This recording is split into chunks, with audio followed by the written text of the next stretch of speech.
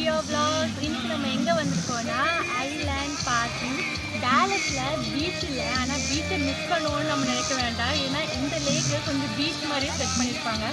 இங்கே ஸ்கூல் வந்துட்டு June, July, August leave.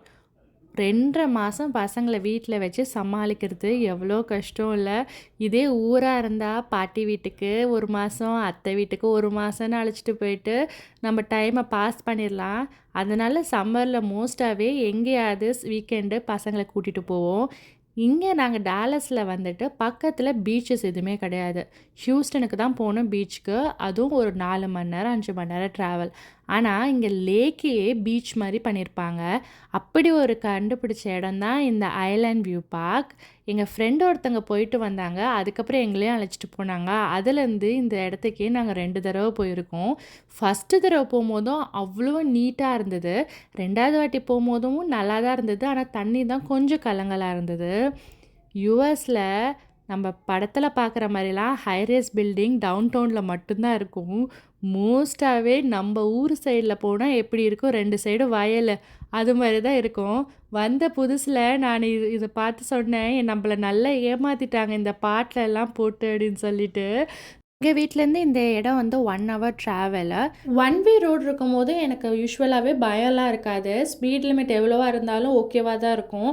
ஆனால் இது மாதிரி 2 வே ரோடு நடுவில் டிவைடர்ஸ்லாம் இல்லாத போதும் 70 மைல்ஸ்/ஹவரில் போகணும்னு சொன்னால் எனக்கு ரொம்ப பயம் வந்துடும். இங்கே ஸ்பீட் லிமிட்டை நம்ம கண்டிப்பாக ஃபாலோ பண்ணணும். நம்ம ஸ்பீட் லிமிட்டுக்கு கீழே நம்ம வந்து காரை ஓட்டிகிட்டு போகக்கூடாது. எனக்கு ஒன்று பிடிக்காதது வந்து இந்த ரோடு மட்டும்தான். ஒரு 30 மினிட்ஸ்க்கு இது மாதிரி 1 வே ரோடு இருக்கும், அது மட்டும்தான் எனக்கு பிடிக்காது. மற்றபடி என்னோடய ரொம்ப ஃபேவரட்டான இடம் இந்த ஐலேண்ட் வியூ பார்க். இந்த இடத்துக்கு வந்தாச்சு. ஸோ உள்ளே வந்து நம்ம ஃபஸ்ட்டு பார்க்கிங்க்கு டிக்கெட் வாங்கணும். இது ஒரு ஹிடன் ஜெம் ஆஃப் டாலஸ்னே சொல்லலாம், ஏன்னா நிறைய பேருக்கு தெரியுமான்னு தெரியல. யூஸ்வலாக பார்க்கிங் ரொம்ப ரஷ்ஷாக நான் இது வரையும் பார்த்ததில்ல. பட் லாங் வீக்கெண்ட்ஸில் போகிறீங்கன்னா ப்ரிப்பேர்டாக இருந்துக்கோங்க, பார்க்கிங் எப்படி இருக்குன்னு தெரியாது. நாங்கள் வந்த உடனே செஞ்ச வேலை, அதுக்கு முன்னாடி நம்ம இடத்த வந்து போட்டாச்சு. ஸோ நாங்கள் இங்கே மேட் போட்டுட்டு நாங்கள் கொண்டு வந்துருக்க திங்ஸ்லாம் வந்து இங்கேயே வச்சாச்சு. என் பொண்ணு குளிக்கிறதுக்கு ரெடியாக இருக்கா.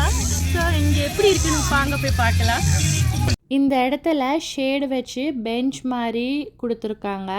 அதுக்கு நம்ம தனியாக டிக்கெட் எடுக்கணும். நாங்கள் ஈவினிங் போனனால ஒரு மரத்தடியில் பாயை விரித்து எங்களுக்கான ஸ்பாட்டை நாங்களே ரிசர்வ் பண்ணிக்கிட்டோம். வாலிபால் இல்லைனா த்ரோ பால் விளையாடுறதுக்கு ஒரு கோர்ட் இருக்குது.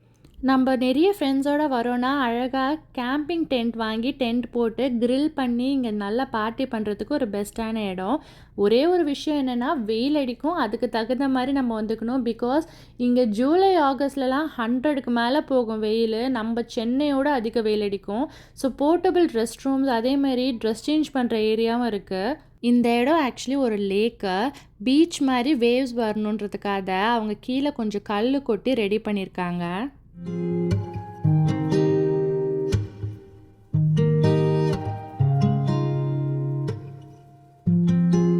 இங்கே ஓவர் நைட் கேம்பிங்லாம் பண்ண முடியாது. கண்டிப்பாக 8:30க்கு எல்லோரும் வெளியில் கிளம்பிடணும்.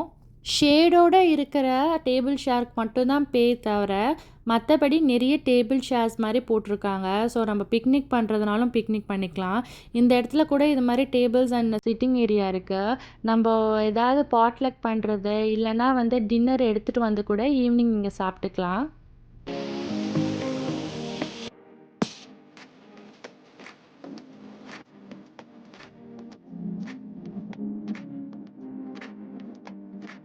ஏன்ஷியும் அவங்க டேடியும் விளையாட ஆரம்பிச்சிட்டாங்க. இந்த பால் வந்து லேக்கில் வந்து விளையாடுறதுக்காக எடுத்துகிட்டு வந்த பால். ஆனால் ரியா இப்போயே நான் விளையாட ஆரம்பிக்கணும்னு சொல்லிட்டு அவங்க டேடியோட விளையாட ஆரம்பிச்சிட்டா. வீட்டிலேயே இது மாதிரி பசங்களை என்கரேஜ் பண்ணாலும் ஹாப்பியாக தான் இருப்பாங்க. ஆனால் கொஞ்சம் வெளியில் அழைச்சிட்டு போனோன்னா அவங்களுக்கும் கொஞ்சம் ரெஃப்ரெஷிங்காக இருக்கும். தண்ணியில் ஃப்ளோட் ஆகிறதுக்கு வாங்கினா என் பொண்ணு தரையிலே இதை போட்டு ஃப்ளோட் பண்ணிகிட்ருக்கு. தண்ணியில் விளையாடுறதுக்கு கிளம்பியாச்சு. தண்ணினா யாருக்கு பிடிக்காமல் இருக்கும்? அதுவும் அடிக்கிற வெயிலுக்கு தண்ணிக்குள்ளே இறங்குனா தான் சில்லுன்னு இருக்கும்னு சொல்லிட்டு கிளம்பியாச்சு. ஏன்னா செம்ம வெயில் அடித்தது உண்மையாகவே. நாங்கள் போனது ஒரு 5:30 மணி. ஆனால் நம்ம ஊர்லலாம் 5:30 மணிக்கெலாம் சன்செட்டு, 6 மணிக்கெலாம் சன்செட் ஆயிரும்ல. இங்கே வந்து 8:30 9 மணி வரையுமே இருக்கும் வெயில். கொஞ்சம் நல்ல சாண்ட் இருக்குது, அதனால குழந்தைங்க வந்து பீச் டாய் எடுத்துகிட்டு வந்தாலும் இங்கே நல்லா விளையாடலாம். இங்கே இதுவரை நான் 2 இது மாதிரி லேக் பீச்சுக்கு போயிருக்கேன். அதாவது லிட்டில் எல்லம் லேக்கு, அதுக்கப்புறம் இந்த ஐலாண்ட் வியூ பார்க்கு. 2த்தையும் கம்பேர் பண்ணும்போது ஐலாண்ட் வியூ பார்க் வந்துட்டு எனக்கு பெஸ்ட்டுன்னு தோணுது. ஏன்னா வந்து இங்கே கொஞ்சம் பீச் மாதிரி நிறையா இருக்குது. லிட்டில் எல்லம் லேக்கும் நல்லா தான் இருந்தது. பட் வந்து கொஞ்சம் க்ரௌட் இல்லாத டைமுக்கு போனீங்கன்னா அங்கேயும் நல்லா என்ஜாய் பண்ணலாம்.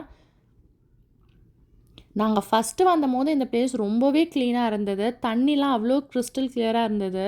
நிறைய மக்கள் யூஸ் பண்ண அந்த தண்ணி வந்து கலங்க ஆரம்பிச்சிருச்சுன்னு நினைக்கிறேன். லைட்டாக ப்ரௌனிஷாக இருந்தது.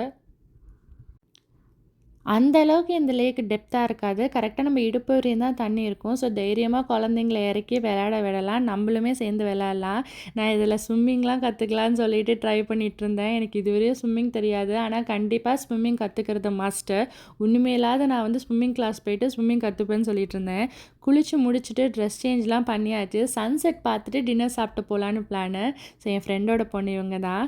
அதுக்கப்புறம் எல்லோரும் கொண்டு வந்திருந்த டின்னர் எடுத்து சாப்பிட ஆரம்பிச்சிச்சு.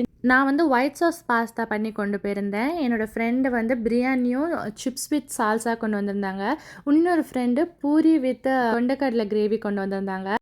பச்சையாக செஞ்சு அந்த சால்சாவோட நம்ம டாட்டிலா சிப்ஸ் சாப்பிட்ற எப்படி இருக்கு டேஸ்ட் பண்ணி பார்க்கலாம்.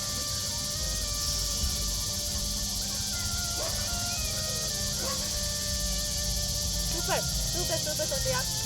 நேச்சரோட ஒரு டின்னர் டைம் ஆகிடுச்சு. ஆனால் இன்னுமே சூரியன் இருந்தது. நாங்கள் சாப்பிட்டு முடிச்சதுக்கப்புறமா சன்செட் பார்த்தோம். என்னோடய ஃப்ரெண்ட் ஒருத்தங்க கலிஃபோர்னியாவில் எனக்கு இந்த பிளாக் டீ பழக்கி விட்டுட்டாங்க. எங்கே வெளில போனாலும் அவங்க பிளாக் டீ கொண்டு வருவாங்க. நான் அந்த ரிச்சுவலை நான் டாலஸ் வந்ததுக்கப்புறமும் ஃபாலோ பண்ணுறேன். ஸோ பியூட்டிஃபுல்லான ஒரு சன்செட் பார்த்துட்டு அங்கேருந்து நாங்கள் கிளம்பிட்டோம். கிளம்புற நேரத்தில் தான் பசங்க எல்லாருமே இன்னும் நல்லா விளையாட ஆரம்பிச்சிட்டாங்க. வாங்க அப்படின்னாலுமே இல்லை கொஞ்சம் நேரம் விளையாண்டுட்டு வரோம் அப்படின்னு சொல்லிட்டு இருந்தாங்க. நாங்கள் மட்டும்தான் அங்கே லாஸ்ட்டாக இருந்தோம். எல்லாரையும் கிளம்புங்க கடையை சாத்தணுன்னு வேற கிளப்ப ஆரம்பிச்சிட்டாங்க. ஏன்னா 8:30க்கு இது க்ளோஸ்டு. நீங்கள் டாலஸில் இருக்கீங்கன்னா கண்டிப்பாக இந்த இடத்துக்கு உங்கள் ஃப்ரெண்ட்ஸோட போய் விசிட் பண்ணி பாருங்கள். இல்லைனா நீங்கள் சும்மா ஒரு வீக்கெண்டில் கூட இந்த இடத்துக்கு போகலாம். ரொம்ப நல்ல டைம் ஸ்பெண்ட் பண்ணுறதுக்கான இடம் தான் இது. இந்த வீடியோ கண்டிப்பாக உங்களுக்கு யூஸ்ஃபுல்லாகவும் பிடிச்சிருக்கும்னு நினைக்கிறேன். இன்னொரு வீடியோவில் பார்ப்போமா? மறக்காம இந்த வீடியோக்கு லைக் சப்ஸ்கிரைப் பண்ணிடுங்க.